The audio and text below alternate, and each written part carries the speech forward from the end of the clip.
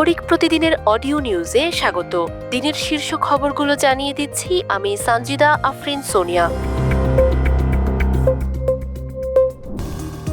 প্রধানমন্ত্রীর প্রেস সচিব সালেহ শিবলি বলেছেন, আমাদের কাছে মনে হয়েছে গত 2 মাসে সরকারের ওপর জনগণের আস্থা ফিরে এসেছে।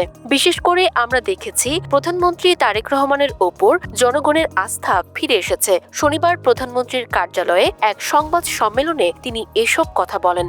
সালেহ শিবলি বলেন, প্রধানমন্ত্রী জনগণের মাঝে থাকছেন এবং সাধারণ মানুষের মতো চলাফেরা করছেন। তিনি অতিরিক্ত নিরাপত্তার তোয়াক্কা করছেন না। প্রধানমন্ত্রী তারেক রহমান জনগণের কাছে যেসব প্রতিশ্রুতি দিয়েছেন তার প্রত্যেকটি তিনি পালন করার চেষ্টা করছেন বলে উল্লেখ করেন সালেহ শিবলি। তিনি আরও বলেন, বর্তমান সরকারের সবচেয়ে বড় সাফল্য হল বাংলাদেশের জনগণ তারেক রহমানকে বিশ্বাস করেছেন এবং তিনিও জনগণের ওপর আস্থা রেখেছেন।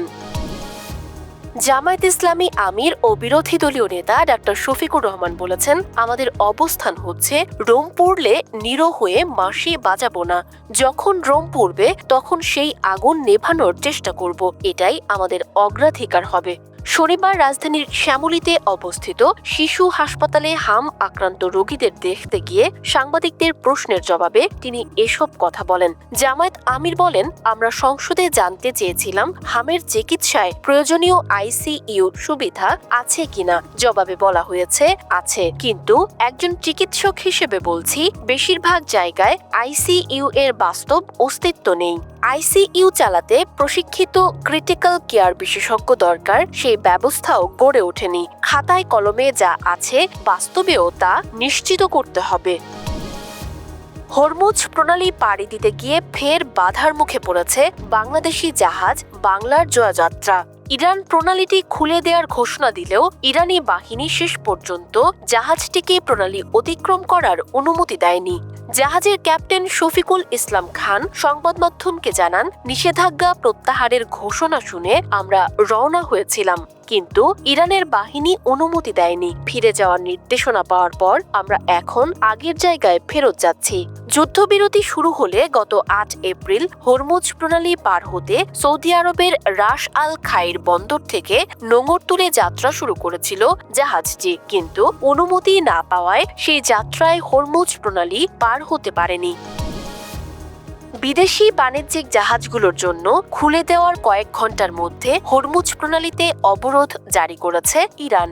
ইরানি প্রতিরক্ষা বাহিনীর যৌথ সামরিক কমান্ড শনিবার এক বিবৃতিতে নিশ্চিত করেছে এ তথ্য।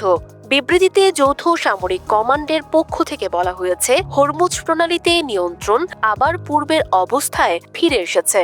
পুরো প্রণালীর ব্যবস্থাপনা এবং নিয়ন্ত্রণ সামরিক বাহিনীর হাতে থাকবে আগের মতোই। গতকাল শুক্রবার ইসরায়েল এবং লেবাননের মধ্যে 10 দিনের যুদ্ধবিরতি চুক্তির পর বিদেশি বাণিজ্যিক জাহাজগুলোর জন্য হরমুজ প্রণালী সম্পূর্ণ খুলে দেওয়ার ঘোষণা দিয়েছিল ইরান।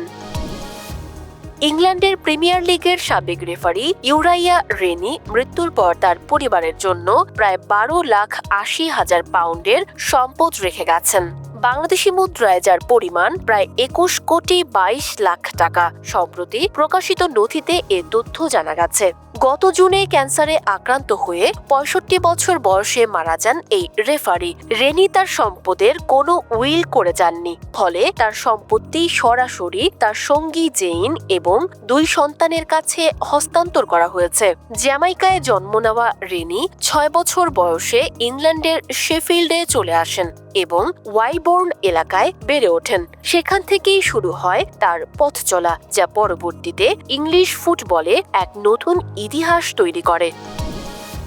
ত্রয়োদশ জাতীয় সংসদের সংরক্ষিত নারী আসন থেকে সংসদ সদস্য হতে মনোনয়নপত্র তুলেছেন টেলিভিশন নাটকের জনপ্রিয় মুখ রুকাইয়া জাহান চমক। বাংলাদেশ জাতীয়তাবাদী দল বিএনপির মনোনয়ন বোর্ডের সাক্ষাৎকারেও অংশ নিয়েছেন তিনি, কিন্তু কোন আসন থেকে দাঁড়াচ্ছেন এই অভিনেত্রী জানা গেছে চমকের শ্বশুর বাড়ি কুষ্টিয়া জেলার খোকসা উপজেলা থেকে নারী সংসদ হিসেবে মনোনয়ন নিয়েছেন তিনি।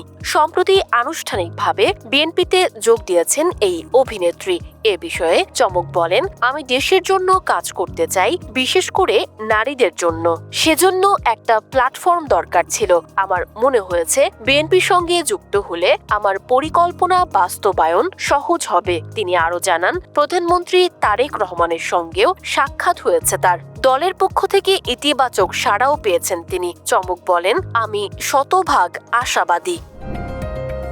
এই ছিল আজকের শীর্ষ খবরগুলো। প্রতিদিনের অডিও নিউজ শুনুন আমাদের ওয়েবসাইট, ইউটিউব চ্যানেল ও ফেসবুক পেজে।